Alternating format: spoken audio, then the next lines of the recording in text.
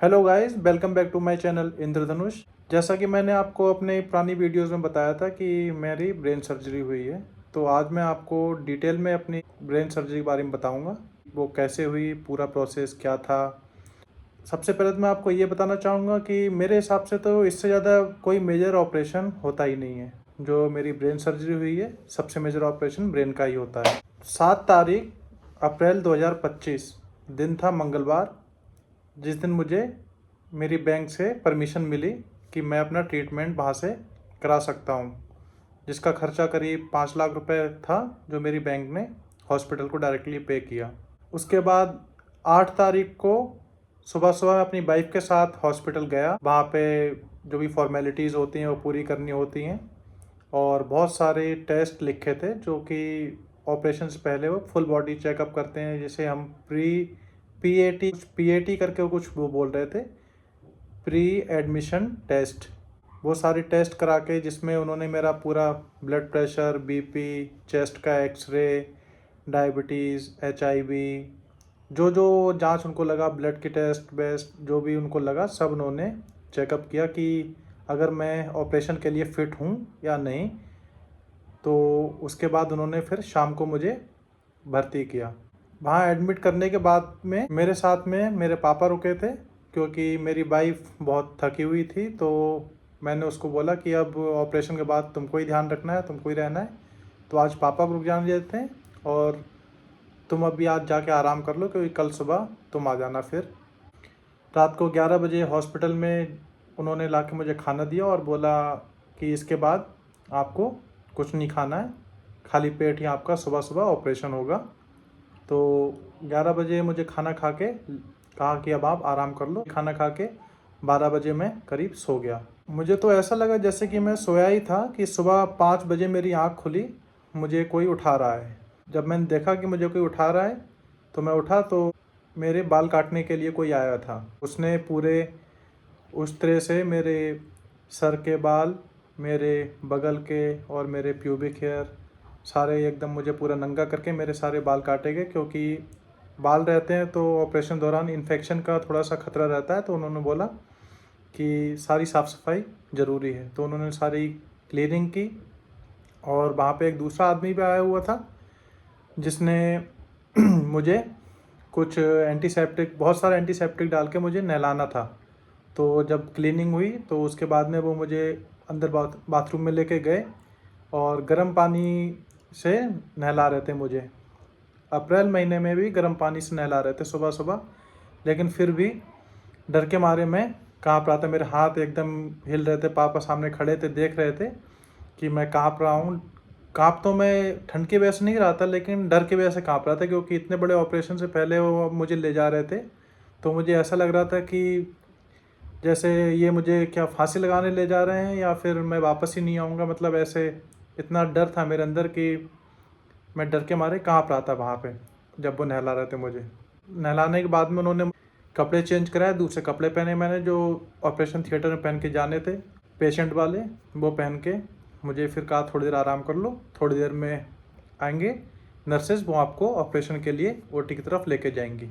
फिर कुछ देर ही लेटा हूँगा मैं कि नर्स आई एक स्ट्रेचर लेकर कि चलिए ऑपरेशन का टाइम हो रहा है, डॉक्टर्स की टीम रेडी है।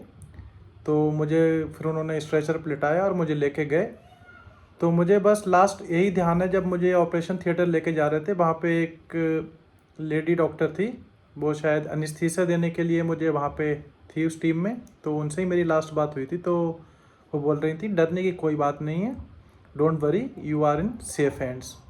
फिर उन्होंने मुझे इंजेक्शन दिया और फिर मेरी आंखें धीरे धीरे धीरे धीरे बंद होने लगी। उसके बाद का मुझे कुछ याद नहीं है कि कैसे हुआ ऑपरेशन, क्या हुआ।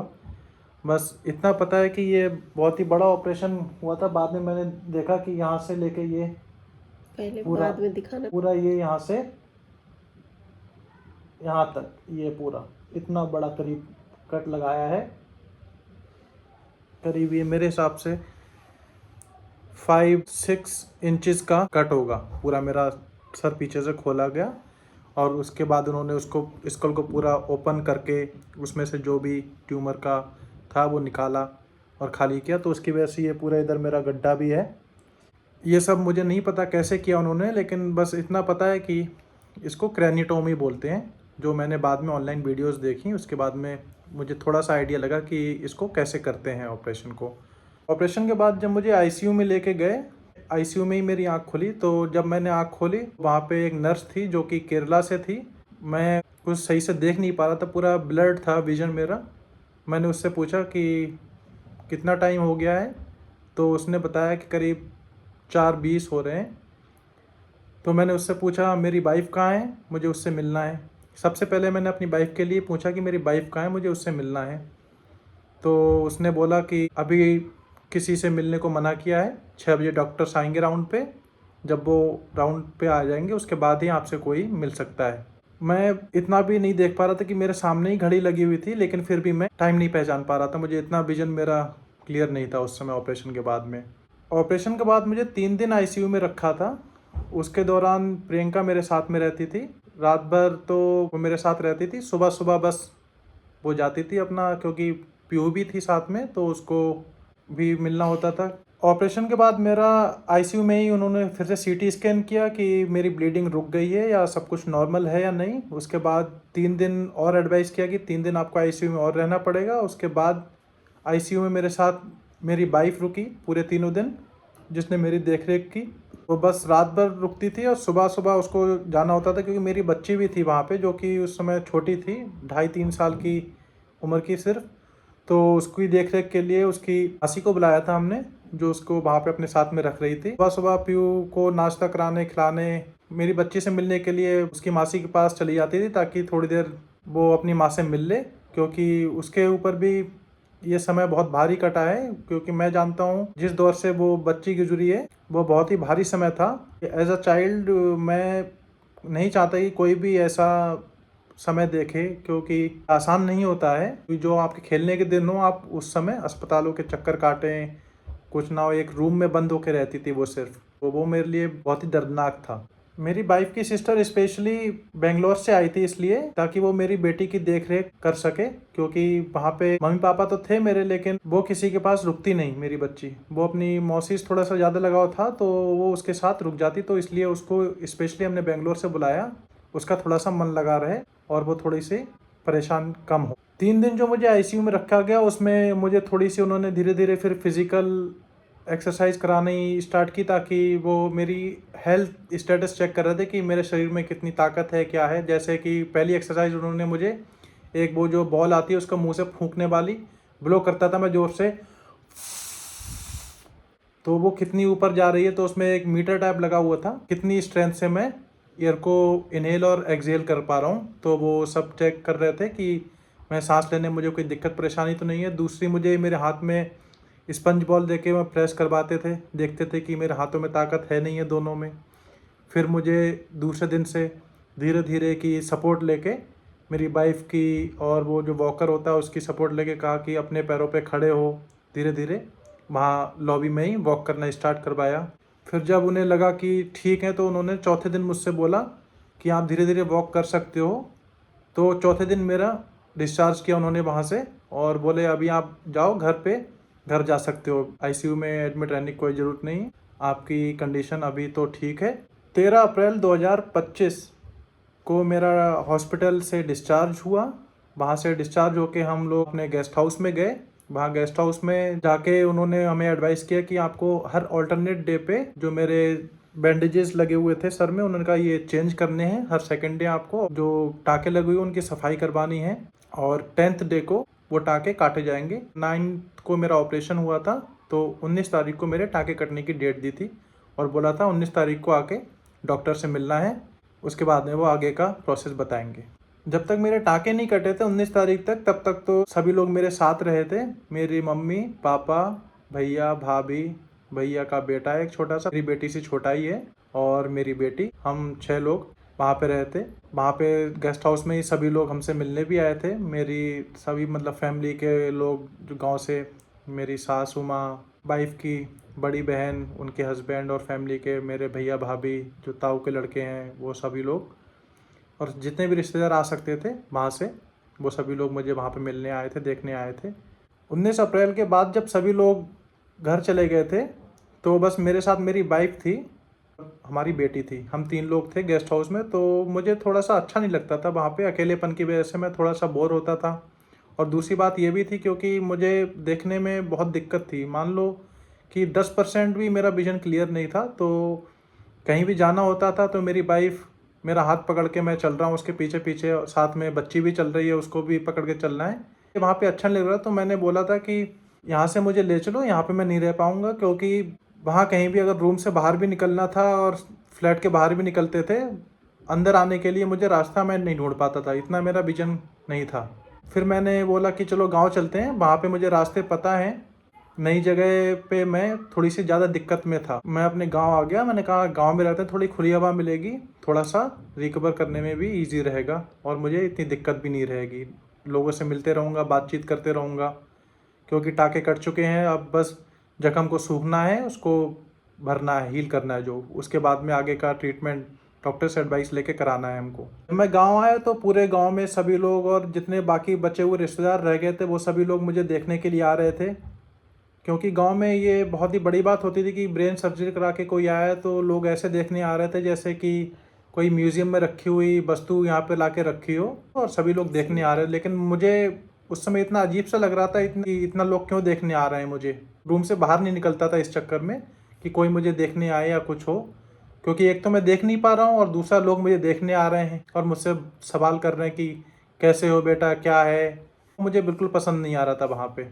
लेकिन ऐसे समय में हमको ये भी अच्छा नहीं लगता कि कोई आपको देखने नहीं आया, मिलने नहीं आया, तो वो भी उनका फ़र्ज़ था सभी का कि वो आके हमारे हालचाल पूछे और हमसे मिलें। इसके बाद में फिर धीरे 1 महीना गुजरा, करीब 18 मई को हम दोबारा से डॉक्टर से मिलने गए। 19 तारीख को टाँके कटाए थे, उसने बाद मुझे 1 महीने का बेड रेस्ट करने को बोला उसके बाद में आके आप फिर से मिलो और तब आपकी फिर से एमआरआई करके आपके देखेंगे, जाँच करेंगे और आगे के ट्रीटमेंट की प्रोसेस स्टार्ट करेंगे। तो 1 महीने बाद मैं फिर से गया डॉक्टर के पास मिलने। फिर मैंने उनसे पूछा वहाँ पे कि डॉक्टर साहब, मुझे देखने में बहुत दिक्कत हो रही है, इसका कुछ सुधार आएगा या नहीं? तो डॉक्टर ने स्ट्रेट फॉरवर्ड बोला कि देखो बेटा, कि जो ट्यूमर था तुम्हारा, वो तुम्हारे विजुअल जो कंट्रोल्स होते हैं उसके पास में ही था, तो इसमें सुधार तो आएगा, लेकिन कितना आएगा वो तुम्हारी बॉडी के ऊपर है, कितना वो खुद को रिकवर कर सकती है, कितना खुद को हील करेगी। और जब तक ये स्वेलिंग नहीं जाएगी, जब तक ये सूजन है ऑपरेशन की वजह से ये नहीं जाएगी, तब तक थोड़ा सा रहेगा, लेकिन बॉडी धीरे धीरे रिकवर करेगी। और अगर कुछ रेसिडुअल उसमें रह भी जाता है तो तुम्हें उसके साथ अपने जीवन में एडजस्ट करना है और आगे बढ़ना है। उसके लिए बॉडी अपने आप को खुद धीरे धीरे एडजस्ट कर लेगी। हम लोग करीब 1 महीना या उससे थोड़ा बहुत ज़्यादा हम गाँव में रुके होंगे। फिर उसके आगे हमने गाँव को छोड़ा, क्योंकि अब आगे के ट्रीटमेंट के लिए हमको फिर से दिल्ली आना था, क्योंकि आगे का ट्रीटमेंट प्रोसेस बहुत लंबा था, जो कि मेरा अभी जस्ट फिनिश हुआ है। जैसा कि मैंने आपको अपनी लास्ट वीडियो में बताया था कि जनवरी 2026 तक मेरा ट्रीटमेंट चला है। बाकी का जो ट्रीटमेंट प्रोसेस था, क्या क्या था, वो मैं आपको अपनी नेक्स्ट वीडियो में बताऊंगा, कंटिन्यू रखूँगा, क्योंकि एक ही साथ अगर मैं सारी चीज़ बताऊंगा तो आप भी सुनते सुनते थक जाएंगे और इतनी लंबी कहानी कौन सुनना चाहेगा। अगर आपको मेरी कहानी इंटरेस्टिंग लग रही हो तो मेरे साथ जुड़े रहिए। बाकी मैं आपको इसके आगे क्या क्या ट्रीटमेंट्स हुए, क्या क्या डॉक्टर ने एडवाइस किया और क्या क्या परेशानियां मैं अभी झेल रहा हूं और कितना मैं रिकवर हुआ, कितना नहीं हुआ, वो मैं आपको नेक्स्ट वीडियोस में अपने कंटिन्यू रखूँगा। और मुझसे जुड़े रहने के लिए प्लीज़ मेरे चैनल को सब्सक्राइब कीजिए, मेरी वीडियो को लाइक कीजिए और शेयर कीजिए। अगर आपको मेरी ट्रीटमेंट रिलेटेड या इस रिलेटेड जानकारी चाहिए हो तो प्लीज़ कमेंट कीजिए और मुझे पर्सनल मैसेज या मेल कर सकते हैं, मैं आपको ज़रूर जवाब दूंगा। अगर मैं आपको इस संबंध में कोई भी किसी भी प्रकार की मदद कर पाया तो मैं ज़रूर करूंगा। थैंक यू वेरी मच मेरी वीडियो देखने के लिए। ओम होम जूम सह, ओम होम जूम सह, ओम होम जूम सह। ये है महामृत्युंजय जाप। यही वो मूल मंत्र है जिसको जपते जपते मैंने ये पूरा सफ़र तय किया है और इसी से मुझे अपने इस दौर से गुजरने की सारी पॉजिटिविटी और सारी एनर्जी प्राप्त हुई है। मैंने ये पूरा अपना सफ़र भोलेनाथ का नाम लेते हुए मैंने काटा है। बस ओम होम जूम सह ये जप करते करते करते करते मैंने पूरा ये अपना सफ़र तय किया है। और बाकी जो ऑपरेशन कैसे हुआ, और उसमें उसकी सारी डिटेल्स मैं आपको आगे अपने इस वीडियो में शेयर करूँगा। ये आपको अपना मूल मंत्र बताया कि मैंने ये मुश्किल दौर कैसे और हिम्मत के साथ में गुजारा है। इस मूल मंत्र से मुझे ये सारी ताकत प्राप्त हुई है, विकट परेशानी से लड़ पाऊँ